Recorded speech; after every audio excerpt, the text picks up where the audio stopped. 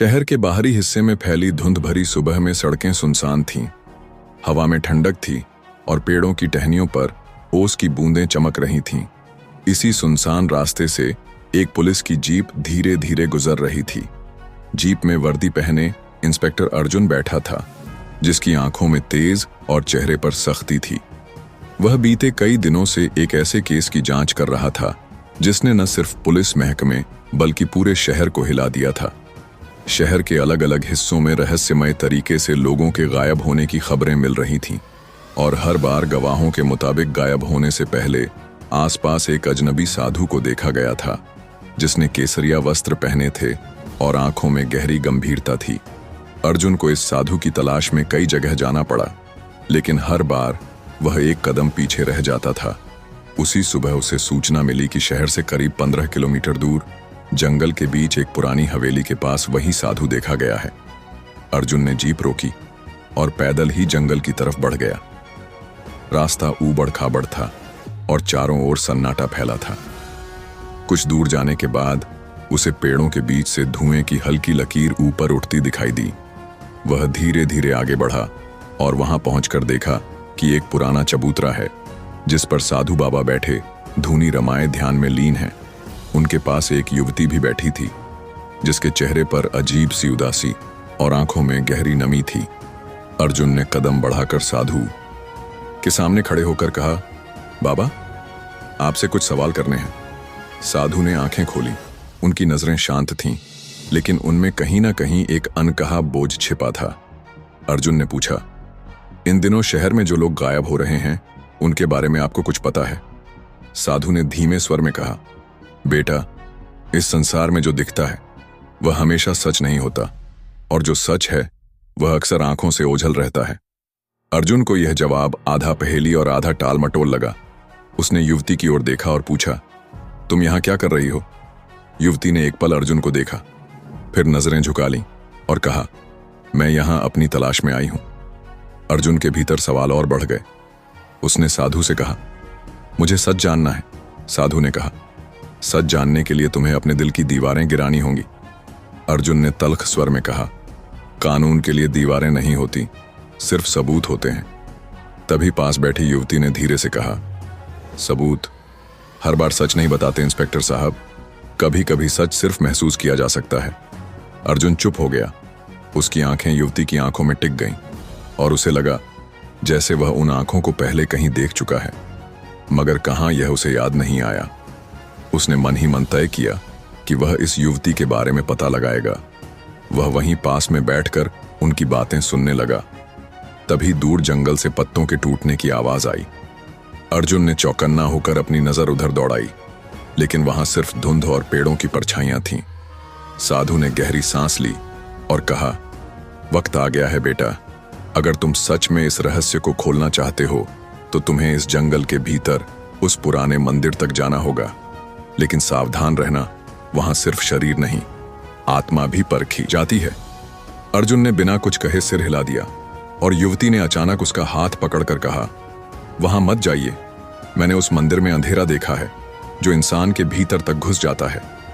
अर्जुन ने उसके हाथ से अपना हाथ छुड़ाया और कहा, अगर सच वहां है तो मुझे वहां जाना ही होगा। वह आगे बढ़ा। साधु और युवती उसकी ओर देखते रहे। कुछ दूर जाते ही जंगल की हवा भारी हो गई और पेड़ों के बीच से फुसफुसाहट जैसी आवाजें आने लगीं। अर्जुन ने खुद को मजबूत किया और कदम बढ़ाता रहा। आखिरकार वह एक पुराने जर्जर मंदिर के सामने पहुंचा, जिसके दरवाजे पर टूटी हुई घंटियां लटकी थीं। अंदर अंधेरा था और सिर्फ एक दीपक की मध्यम रोशनी जल रही थी। जैसे ही वह अंदर गया, उसे लगा जैसे दीवारें उसके कानों में पुरानी बातें फुसफुसा रही हों। उसने चारों ओर देखा और मंदिर के कोने में एक पुराना संदूक पड़ा था। उसने उसे खोला तो अंदर पुराने कपड़े और एक मुरझाया हुआ गुलाब रखा था। गुलाब को छूते ही उसे एक तस्वीर दिखी, जिसमें वही युवती थी और उसके बगल में एक जवान साधु खड़ा था। अर्जुन के रोंगटे खड़े हो गए। तभी उसके पीछे कदमों की आहट हुई। उसने मुड़कर देखा तो साधु और युवती दरवाजे पर खड़े थे। साधु ने कहा, बेटा, अब तुमने वह देख लिया है जो तुम्हें देखना चाहिए था। अब तुम्हें फैसला लेना है कि इस कहानी को यहीं छोड़ना है या इसे अंत तक ले जाना है। अर्जुन ने कहा, मुझे पूरा सच जानना है। साधु ने कहा, तो सुनो, यह युवती सिर्फ इस जन्म की नहीं बल्कि मेरे और तुम्हारे पिछले जन्म की भी कहानी से जुड़ी है। अर्जुन हतप्रभ रह गया। तभी अचानक मंदिर के बाहर से किसी के चीखने की आवाज आई और अंधेरा और गहरा हो गया। अर्जुन ने एक पल भी देर न की और बाहर की ओर दौड़ा। धुंध के बीच मंदिर के आंगन में एक आदमी गिरा पड़ा था। उसका चेहरा डर से सफेद हो गया था और उसकी आंखें खुली की खुली रह गई थीं, लेकिन उसमें जीवन की कोई हलचल नहीं थी। अर्जुन ने नाड़ी देखी तो सांस चल रही थी, पर वह बेहोश था। तभी युवती भी वहां आ गई। उसने अर्जुन के कंधे पर हाथ रखकर कहा, यह वही है जो शहर से लोगों को ले जा रहा था। अर्जुन ने उसे गौर से देखा तो वह शहर का ही एक पुराना अपराधी निकला जो कई मामलों में वांछित था। अर्जुन ने साधु की ओर देखा। साधु ने शांत स्वर में कहा, यह व्यक्ति लोभ और भय दोनों से ग्रस्त है। यह मंदिर उसके मन का आईना बन गया और इसे वहीं दिखा दिया जो इसके भीतर था। अर्जुन ने समझा कि यह साधारण मामला नहीं है। यहां कुछ ऐसा है जो कानून और तर्क की पकड़ से बाहर है, लेकिन एक पुलिस वाले के रूप में वह इसे अनदेखा भी नहीं कर सकता था। उसने अपराधी को होश में लाने की कोशिश की, पर वह अजीब सी बड़बड़ाहट करने लगा, मानो किसी से माफी मांग रहा हो। साधु ने कहा, इसे जाने दो, इसका अपराध अब इसका पीछा नहीं छोड़ेगा। अर्जुन ने सोचा, लेकिन यह शहर लौटकर क्या करेगा, कहीं फिर लोगों को नुकसान न पहुंचाए। तभी युवती ने कहा, इंस्पेक्टर साहब, कभी कभी सजा अदालत से नहीं आत्मा से मिलती है। अर्जुन ने उसकी ओर देखा। उसकी आंखों में विश्वास और दर्द दोनों थे, मानो उसने यह सच अपनी जिंदगी में जिया हो। उन्होंने अपराधी को वहीं छोड़ दिया और मंदिर से बाहर निकल आए।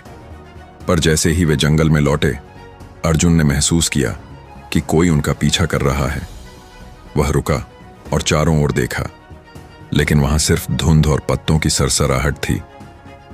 साधु ने धीमे स्वर में कहा, यह जंगल हर उस आत्मा को पहचानता है जो यहां से गुजरती है, और वह तब तक पीछा करता है जब तक यह तय न कर ले कि उस आत्मा का यहां पे पूछा, तुम यहां साधु बाबा के साथ क्यों हो? स्वरा ने कहा, क्योंकि मेरा अतीत इनके साथ जुड़ा है और मेरा भविष्य भी शायद यही है। अर्जुन ने उसे देखा और उसके चेहरे पर अजीब सा सुकून महसूस किया, जैसे वह खुद भी इस रहस्य का हिस्सा बनता जा रहा हो। शहर लौटकर अर्जुन ने केस की रिपोर्ट बनानी चाहिए, लेकिन कागज पर लिखने के लिए उसके पास ठोस सबूत नहीं थे। उसने सिर्फ इतना लिखा कि लापता लोग वापस मिल गए हैं और मामला समाप्त हो गया है। पर सच उसके दिल में किसी बंद कमरे की तरह कैद हो गया। उस रात अर्जुन को नींद नहीं आई। उसने बार बार मंदिर और स्वरा के चेहरे को याद किया। उसके भीतर एक अजीब सी खींच थी। अगले दिन वह फिर उसी जंगल की ओर निकल पड़ा। वहां पहुंचा तो देखा साधु अकेले धूनी के पास बैठे हैं। अर्जुन ने पूछा, स्वरा कहाँ है? साधु ने कहा, वह चली गई है, लेकिन जहां गई है वहां से लौटना आसान नहीं है। अर्जुन का दिल बैठ गया। उसने कहा, मुझे वहां ले चलो। साधु ने कहा, यह रास्ता वर्दी के लिए नहीं है, यह दिल और आत्मा के लिए है। अगर तुम जाने को तैयार हो तो अपनी वर्दी उतारनी होगी। अर्जुन ने बिना सोचे अपनी वर्दी उतार दी और साधु के साथ चल पड़ा। वे दोनों जंगल के भीतर एक और अनजान पगडंडी पर बढ़ते गए। रास्ते में हवा और ठंडी हो गई और धुंध इतनी गहरी कि एक कदम आगे देखना मुश्किल था। अचानक सामने एक पुराना पत्थर का द्वार आया जिस पर अनजाने चिन्ह खुदे थे। साधु ने कहा, इस द्वार के पार वह स्थान है जहां स्वरा है, लेकिन वहां जाने के बाद जो देखोगे उससे लौटना संभव भी हो सकता है और असंभव भी। अर्जुन ने बिना डरे द्वार पार किया और सामने एक उजाड़ मैदान था जिसके बीचों बीच एक विशाल पीपल का पेड़ खड़ा था।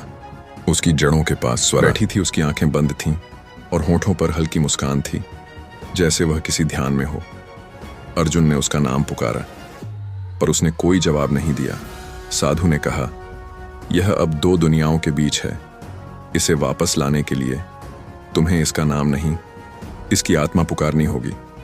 अर्जुन ने उसकी आंखों में देखा और कहा, स्वरा, मैं तुम्हें वहां से भी ढूंढ लूंगा जहां शब्द नहीं पहुंचते। यह सुनते ही स्वरा ने आंखें खोलीं और एक आंसू उसकी पलकों से गिरा, जैसे किसी ने उसे भीतर से छू लिया हो। पर तभी मैदान में अंधेरा छा गया और एक परछाई तेजी से उनकी ओर बढ़ी। साधु ने कहा, यह वही है जो हमेशा से हमें रोकना चाहता है। अर्जुन ने आगे बढ़कर कहा, अगर तुम्हें इसे रोकना है तो मुझे भी बताओ, यह कौन है? साधु ने कहा, यह तुम्हारे ही पिछले जन्म का अंधेरा है जो अब तक खत्म नहीं हुआ। अगर आपको हमारी कहानी अच्छी लगी हो तो वीडियो को लाइक करें और चैनल को सब्सक्राइब करें।